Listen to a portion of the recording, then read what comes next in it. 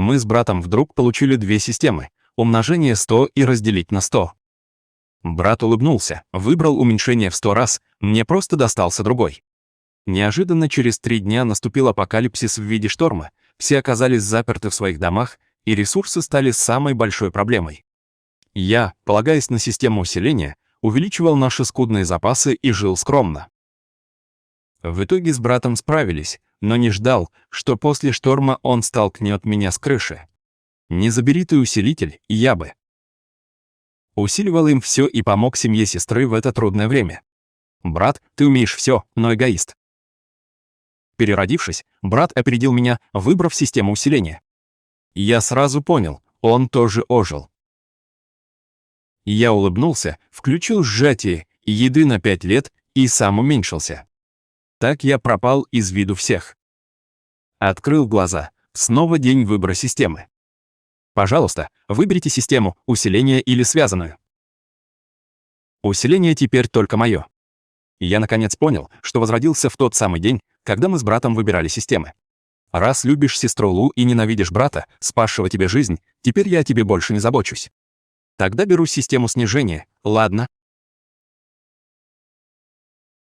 Этот усилитель вообще правда сам усиливает. Брат, увидев новую систему, в восторге увеличил у себя чашку рядом в 100 раз. Она мгновенно стала гигантской. Это настоящая система усиления, правда? Она моя. Это брат, которого я спасал ценой жизни. В прошлой жизни штормовой апокалипсис грянул внезапно. Все застряли дома, припасы у всех редели. Дома оставались пару коробок лапши и хлеб. Я включил усилитель, усилил их, и мы еле пережили тяжелое испытание вместе. 5 лет бури, детская любовь брата, Ля, попросила помощи. Мы жили напротив, и брат умолял меня помочь ее семье с едой впрок. Я отказал, сказав, в апокалипсис сердце непредсказуемы. Без меня семья Ля не выдержала и 5 лет, вскоре умерла с голоду.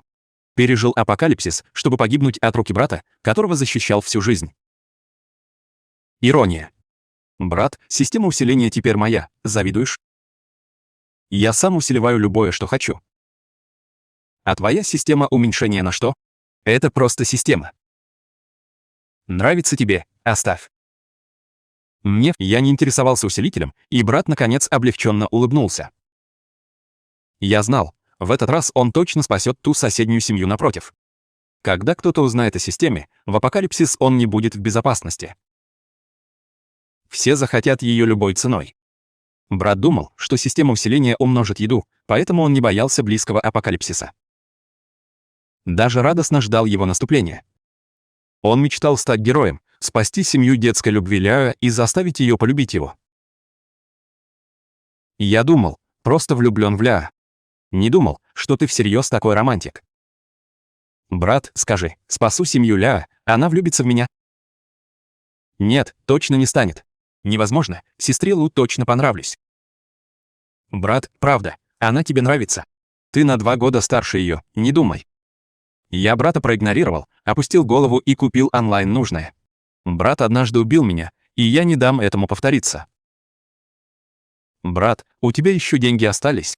Одолжи пару десятков тысяч, хочу купить еды. Еды?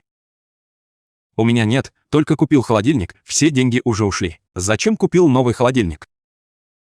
Что? Мне нельзя вообще сменить его. Нет, ничего, просто любопытно.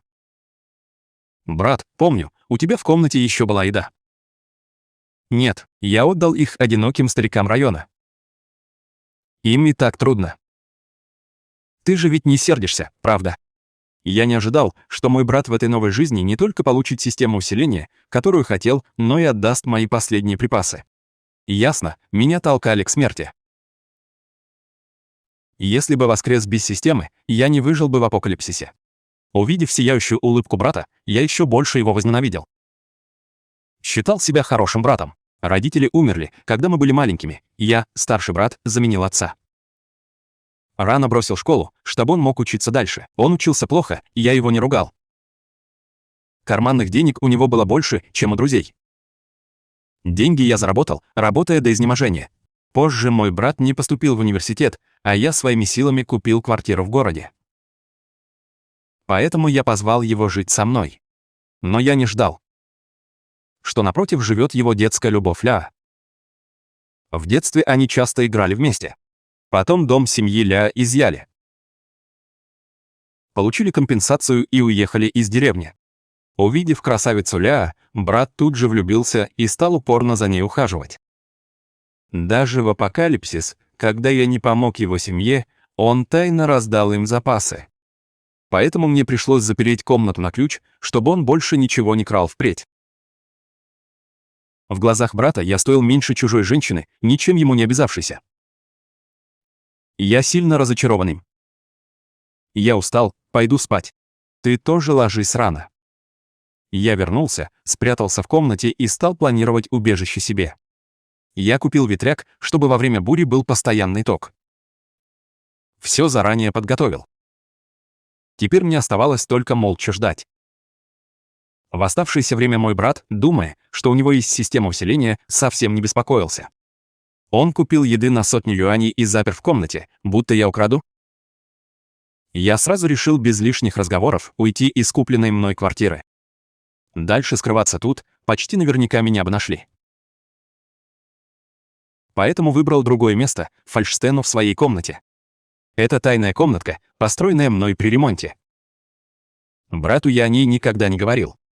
Комната была небольшой, размером с маленькую ванную, но для меня, после уменьшения, это было надежное убежище. Выключатель работал через приложение в телефоне, так что я не боялся, что брат его найдет. Даже найдя, открыть он сам не смог бы.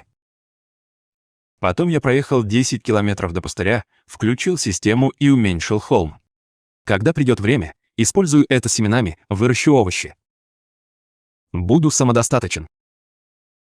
Еще уменьшил пару деревьев, чтобы взять их с собой. Мгновенно пришли все заказанные мной еда и припасы. Тогда до бури оставался всего лишь 1 день. Адрес доставки дал на дачный дом. Деревня давно пустовала. Там почти никто не жил, все пусто. Дом внутри набит мебелью, техникой, едой и всячиной. Воспользовались отсутствием хозяев спокойно. Системой я все уменьшил и сложил в подготовленную коробку. Потом чуть колебался, но уменьшил и дом, взяв его с собой. Дом был староват, но после ремонта жить можно. Ночью я на машине вернулся домой и спрятал все в тайной комнате. Брат последние дни был на взводе, думая, что готов идеально. Поэтому за мной не следил вообще. В тайной комнате я уже все заранее подготовил. Фильтрация воздуха надежна, о кислороде не придется думать даже через годы. Там было 5 бутылок минералки. Не уменьшая их, вылил в маленький таз. Он стал моим источником воды для выживания. Внутри я также установил электрическое освещение и мог управлять выключателем с помощью телефона. После ночи тщательного обустройства потайная комната полностью превратилась в маленькую ферму. Едва слышно пищали крошечные цыплята, клюя червей в траве. Снаружи, за фермой, стоял мой домик с всякой бытовой техникой. Теперь я, наконец, спокойно ждал бурю. Последний полдень. Брат снова помчался к Ля туда. Семья его не любила, но ему плевать. Он требовал сейчас войти в комнату Ля. Та дверь напротив. Этот мальчишка наглец. Вырос и ежедневно лезет в комнату моей дочери. Стыда нет. Думаю, мадам, у вас почти зять. Знаю, в вуз не поступил. Ему за 20, работа нормальная, он живет за счет брата. Этот нищий хочет жениться на моей дочери. Даже не мечтай, дочь взрослая, красивая, при деле, он ей не пара. Промолчал, будто не слышал. До бури оставался всего лишь час, и я позвонил брату. На работе форс-мажор. Сегодня задержусь допоздна, не приду домой, так что вечером буду один сам. И я знал, он и не перезвонит предупредить. Звонок был отвлечением, чтобы он решил, что я ушел из дома. Наконец открыл телефоном тайную комнату в спальне. Уменьшился, вошел и закрыл дверь за собой. Я снова включил систему уменьшения, на этот раз не предмет, а я. Закружилась голова, и я стал совсем крошечным. Комната, некогда тесная, теперь казалась особенно просторной. Я рискнул уменьшиться. В прошлой жизни понял, системно увеличенное возвращается к норме после бури. Поэтому я решил, так будет и с системой уменьшения. После шторма эффект исчезнет, все вернется к прежнему размеру. Глядя на землю, растения, цыплят, дом, мое сердце. Чувствовала себя невероятно наполненным. Шторм больше не тревожил. Пока брата не было, я спрятал камеры в доме и внешнем коридоре. С телефона я видел видео всего происходящего дома и снаружи для спокойствия. Даже камеру поставил тоже у двери Ля. Камеры отличные, картинка четкая, слышен даже самый тихий звук четко. Закончил, убрал телефон, взял мотыгу и пошел в поле пахать землю. Вспахал сразу, посеял семена там. Потом разбросал удобрения, слегка полил. Цыплята вокруг меня клевали ноги. Быстро отогнал и открыл мешок куриного корма и накормил их. В телефоне увидел, буря началась, но люди не знали, что дождь не прекратится. Многие в сетях ныли, дождь льет, на работу не попасть. Теперь я отрезан от мира. Связь снаружи, только этот мой телефон. Кроме компьютера и планшета. Прошло несколько дней, шторм не стихал, все парализуя дороги. О моем исчезновении брат не удивился. Наверное, просто думал, я погиб в наводнении. В последнее время я был на ферме, пахал, растил овощи, кормил кур. Беспокоило только одно — цыплята клевали мои всходы, что сажал. В свободное время включил камеру, брат снова привел Ля ко мне. Они сидели в гостиной. «Сестра, у тебя дома вообще еще есть еда?» «Совсем мало. Знал бы заранее, оставил бы больше. Сейчас первый этаж почти затоплен, наружу выйти не могу. Ян, у тебя есть еда? Поделишься чуть-чуть?» «У меня дома родители и брат, своей еды всем тут совсем не хватает. У меня усилитель, умножаю еду на 100. Не может быть, такое есть?» «Конечно, да. Не веришь? Смотри прямо сейчас». Ян, хорошо, что ты здесь. Пожалуйста, помоги мне умножить всю еду дома». «Конечно, сестра Лу. Но у меня просьба, сестра Лу, ты ведь знаешь, что нравишься мне, правда? Если спасу всю твою семью, полюбишь меня тогда?» «Что за глупости ты несешь? Мы давно не вместе. Ты знаешь, мы любовь детства. Конечно, ты мне нравишься и сейчас. Когда буря утихнет, я женюсь на тебе». «Отлично. Знал, что нравлюсь сестре Лу». Брат не верил, просто «Где твой брат?» Сказал, что ушел на работу сверхурочно. Шторм тянется так долго. Наверное, нет. На лице Ля мелькнула злоба, потом она убедила брата вынести все припасы из комнаты. Я смотрел в камеру с вихрем эмоций в сердце. Как у меня мог быть такой глупый брат, и не просто глупый, но и такой жестокий, как будто он желал, чтобы я, его старший брат, просто умер. При чем тут я? Я здесь скрыт, никто не узнает об этом. Мне надо тихо жить своей жизнью в мире, вот и все. Я вернулся домой, приготовил себе рагу, достал из холодильника газировку и с радостью начал ужинать, и ел, и пил в свое удовольствие. Даже снял ужин, выложил друзьям в чате с подписью «Снаружи ливень, а дома есть рагу, чистое наслаждение». Не ждал, брат сразу комментирует мой пост уже. «Брат, ты где?» Будто комментария мало, брат прислал мне несколько сообщений в WeChat.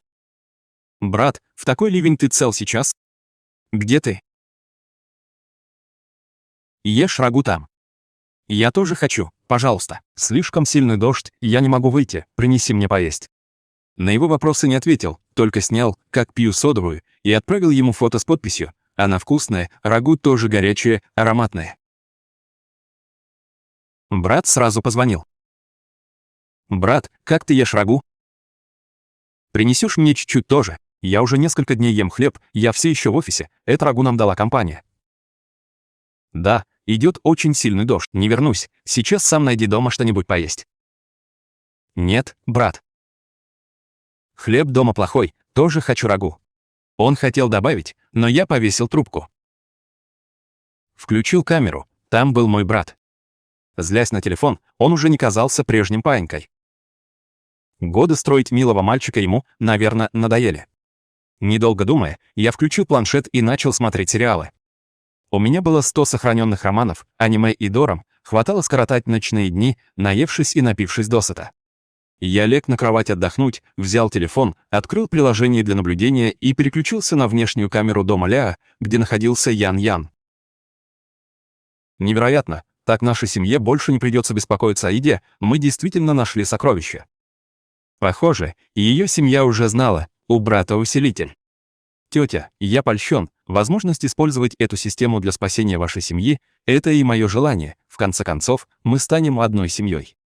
Вдруг стало тихо, и родители Ляа снова льстили ему. Правда, без Ян-Яна откуда вообще у нас столько еды? Быть с тобой – ее благословение. Я же говорил, мальчик-чудо. Брат, опьяненный их лестью, уже совсем обезумел. Я холодно усмехнулся, выключил камеру. Я знаю, что за люди Ляа. В тот год, получив компенсацию за изъятие, они сразу зазнались, презирали всех, грубили, порвали с роднёй и друзьями, уверенные, что к ним вечно лезут лишь из-за денег. В деревне твердили, он зазнался, старости и воды не даст. Как такие люди смогут искренне быть с моим братом? И была еще Ляа. С детства я видел в ней заносчивую. Она часто поливала грязью брата, в душе совсем его не уважала. Я не мог лезть в их дела. Ведь теперь я был в 100 раз меньше. Скоро зазвонил телефон брата. «Брат, есть новость. Мы с Ляа теперь вместе». Зачем звать? Цыплята немного подросли, но все так же без умолку пищали, постоянно дрались. За еду. «Брат, почему у тебя там куры слышны?» «Зачем?» «Кормлю». «В дождь сейчас откуда Я не ответил на его вопрос. Мясо лежало в морозилке, хватит надолго. «Брат, где ты теперь на деле?» «Ну где ты теперь?» «Можешь есть рагу, растишь кур, буря тебя не задела». «Нет, буря тебя не задела, скажи скорее, где ты?» «Я привезу Ляа с семьей, все равно, мы одна семья. Сам ищи меня, найдешь, приходи сюда». «Что значит?» «Вообще не хочешь?» Я, его старший брат, который с детства всегда давал ему все, что он просил, впервые говорил с ним таким саркастическим тоном. Я оттолкнул цыпленка ногой и пошел с поля домой. В моем холодильнике было довольно много готовых блюд, включая пиццу, булочки, паровой хлеб и пельмени. Включил вентилятор, достал пиццу из микроволновки. Она подрумянилась, мягкая и вкусная. Сфоткал фото и сразу отправил. «Брат, как у тебя тоже пицца?» «Знаешь, как мне теперь паршиво. Приезжай за мной сейчас, эгоист. В прошлой жизни, когда ты столкнул меня с лестницы, разве ты не был эгоистом?» Ем пиццу, эта пицца пахнет невероятно вкусно, сыр тянется и все такое, но как бы хорошо тебе не было, твоя еда ограничена. Зачем твоя миниатюризация? Мой усилитель увеличит еду, и мы будем сыты годами без забот вполне. Скажи, где ты сейчас?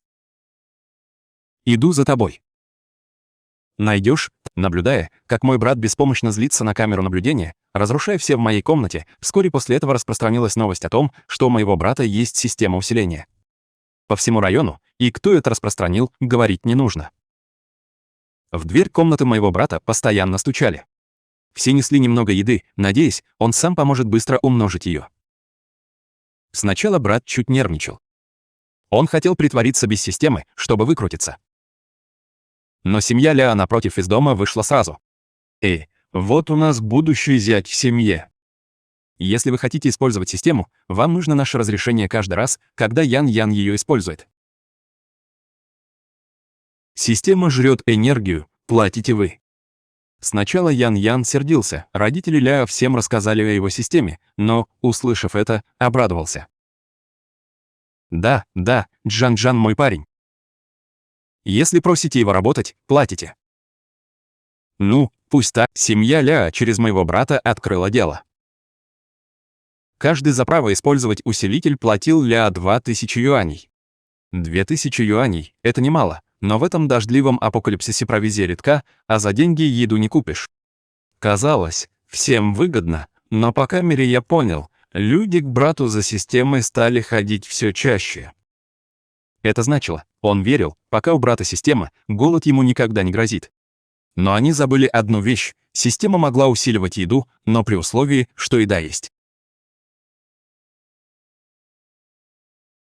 Систему можно было использовать только один раз на одном и том же предмете. Нельзя было съесть половину, оставить другую и снова использовать систему для бесконечного создания еды. Прошли 3 полных года. В районе благодаря системе моего брата никто никогда не голодал. Все расслабились и жили без контроля. А к концу 3-го года кризис наконец грянул. Еда в домах у всех закончилась, и даже усиленной системой моего брата ее было недостаточно. Ресурсы были крайне ограничены, и система усиления больше не имела никаких преимуществ. Поэтому в районе становилось все более хаотично, повсюду были драки и ссоры за припасы. Мой брат давно переехал к Ляо и стал членом их семьи. Из слежки я понял, семья Ляо тоже знала, что людей, ищущих брата за его системой, все меньше, дело стало уже невыгодным. Мой брат давно все торчал у них, и они злились. Хотели найти повод выгнать его. Ляо обернулась и сразу велела ему расстаться. «Я тебя не люблю, расстанемся».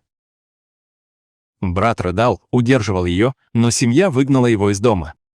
В дождливом апокалипсисе всем плевать, кого любит брат. Каждый за себя. Он один лишь рыдал, кричал у их двери. Через сутки он вернулся ко мне, опустив голову. Но к тому времени дом уже был полностью очищен семьей Ляо. Всю еду, что брат припас, они увезли к себе. Теперь этот дом опустел, осталась лишь оболочка. Брат устроил скандал у их двери, но в ответ он получил лишь оскорбление. Вернуть ему еду было совершенно невозможно. Брат вдруг запаниковал, а тогда я что? Спокойно, тихо жил своей жизнью на маленькой ферме. Если голодал, срывал пару овощей, брал мясо, жарил на сковороде. Не хотел готовить, доставал готовые из холодильника. Я грел их, и готово. В паузах успевал сделать себе напиток. Каждый день, просыпаясь, я первым делом кормил кур, затем готовил завтрак. А после этого я шел на ферму понаблюдать. Я засадил большой огород, картофель, баклажаны, помидоры, кукурузу и прочее. В полдень иногда клонило, спал. Проснувшись, смотрел сериалы и аниме, и ел, что хотел. Трудно лишь, тут вообще не было насекомых ни одного. Опылял вручную. Мелочи. Спустя 3 года зазвонил телефон брата. Он сначала думал, что я уже мертв, но я ответил. «Брат, ты жив». «Отлично, я решил, что буря убила тебя». Пока я хрустел огурцом, смотря фильм на планшете, звук моего жевания был очень отчетливым. «Зачем ты мне звонишь?» «Брат, не знаешь, как семья Ляо жестоко обошлась со мной. Нажились на моем усилителе. Теперь никто ко мне не приходит пользоваться мной, они выгнали меня оттуда. Ляо обещала замуж, теперь хочет расстаться. Вся ее семья — приспособленцы, они мне очень навредили. Теперь дома у меня совсем нет еды». «Ясно. Брат, забери меня. Без еды я умираю сейчас. Ты ведь не хочешь, чтоб твой единственный брат умер с голоду?» «Брат, невозможно». «Брат, почему обо мне не тревожишься? Раньше ты был совсем, ты тоже переродился». «Да, и что?» «Если да, скажи мне. Ты наверняка знаешь, какие Ляо и вся его семья. Почему ты эгоистичен?» Я ничего не говорил, записал видео и послал ему. На видео мои овощи росли в изобилии, стайка кур бегала повсюду, дом был уютно обставлен, а холодильник был забит едой и закусками. Это не похоже на место после шторма, будто другой мир. Отправил сразу видео, брат вспыхнул в гневе. «Почему ты эгоистичен? Знаешь, насколько мне плохо сейчас? Забери меня срочно. В прошлой жизни ты столкнул меня с лестницы, разве не эгоист? Теперь видно, ты переродился. Ты знал о буре и молчал мне, разве не эгоизм?» Брат считал мою доброту должной, но никогда даже не отвечал взаимностью. Я тоже не святой, раз ты не считаешь меня своей семьей, у меня нет причин спасать тебя, мой брат. Вовсе глупо поддался этому свету. Не бросай меня, я твой единственный брат, у нас семьи больше нет. Тогда умирай, при чем тут я? Я бросил трубку. Сразу же представил ярость брата на другом конце провода. По камерам я видел, как он весь день крушил дом, особенно мою комнату. Все разбито, но осколками никак не насытишься. Как ни злился, все зря. Однажды я вдруг узнал, брат тогда принес хлеб домой. Камера у двери показала, это еда, украденная у Ляа. Семья Ляа ушла, дома остался лишь его 6-летний брат. Мой брат обманом заставил малыша открыть дверь, а затем украл всю еду из их дома. Увидел запись с камеры, расхохотался. Там псы грызли друг друга, шоу было таким смешным, что тогда я сам чуть не задохнулся, смеясь. Как и ожидалось, семья Ляа вернулась, увидела, что вся еда пропала, взбесилась вновь, колотили, пинали мою дверь мне, крича оскорбления. Мой брат сидел как черепаха в панцире, спрятавшись внутри и не желая выходить. Дверь дома очень крепкая, лучшая противовзломная, я выбрал при ремонте. Поэтому, хоть семья Лу 3 дня и 3 ночи стучала и проклинала снаружи, моему брату внутри они нисколько не угрожали. Любимый, не знаю, что на меня нашло, не злись теперь, прошу.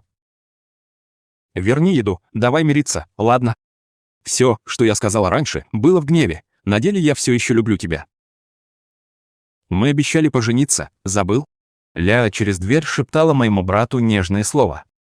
Сначала мой брат колебался, но он не ожидал, что Ляа будет извиняться перед ним 2 дня, обещая больше никогда не быть такой импульсивной. Брат держал руку на ручке и чуть улыбнулся.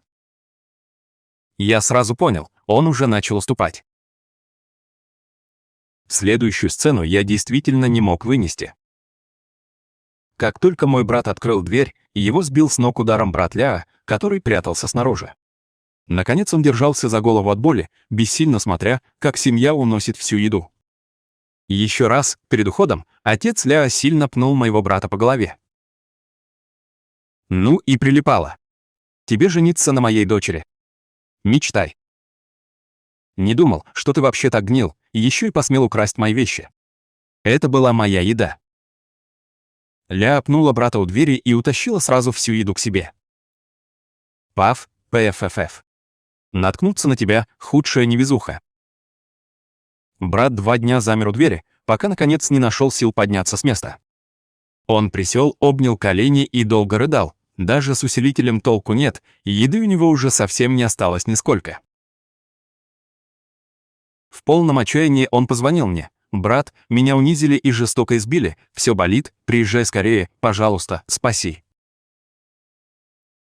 Мне больно и голодно. Они мне кости сломали. Если бы раньше, я бы точно разбил сердце из-за брата. Хотел бы принять его боль, но теперь, услышав плач, не испытал ни капли жалости. Ты это заслужил, я положил трубку. Я повернул назад и пошел в поле убирать кукурузу, дни тянулись один за другим. Брат лежал у двери, все худее становясь. Тем временем многие люди проходили мимо и заставляли его использовать систему усиления, чтобы умножить их еду, даже если мой брат этого не хотел. После пары пощечин он подчинился, не имея выбора.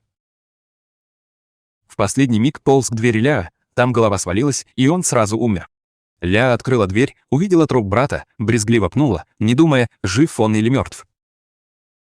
Прошло еще 2 года. Сильные дожди уже затопили нижние этажи, но, как я и предсказывал в своей прошлой жизни, для нашего этажа они не представляли угрозы. Всего за несколько месяцев до окончания потопа семья Ляа была истреблена. У их семьи дурная слава в районе, да и разбогатели они нечестно за счет моего брата, потому многие их ненавидели. В последние месяцы перед окончанием дождей у всех закончились припасы, но кто-то, неизвестно кто, отправил сообщение в чат жильцов, что в доме Ляа еще много еды. Многие вооружились и сбились в отряд. Толпой пришли к их двери, стучали, ругались, грозя, требуя немедля отдать им все свои припасы. Семья Ляа не просто отказала, а обругала всех. Это взбесило их. Группы сговорились и по очереди стучали в их дверь. Шум не прекращался ни днем, ни ночью, И, наконец, через 4 дня входная дверь дома Ляя была полностью разрушена, а вся еда разграблена. Вся семья сидела на земле и плакала, без еды. Последние месяцы выжить им было невозможно. В квартале был хаос, а я на ферме ел, пил досыта и прибавил 5 кило. Держался до конца как мог. В телефоне дожди кончились. Солнце наконец пробилось сквозь темные тучи сейчас. Золотой свет пал на землю, дав надежду. Я пахал поле под кукурузу, вдруг почувствовал магическую перемену в теле. Сжавшееся тело вдруг выросло, и я снова стал нормального роста. Ферма и дом подо мной казались теперь крошечными. Телефоном открыл тайную комнату и увидел разгром в доме. Странно, размер вернул только я, остальное осталось прежним, как было раньше. Возможно, потому что усиление и уменьшение разные. Но то, что он зовет системой, уже само по себе магия. Я стоял у окна, выжившие после беда выбегали из дома.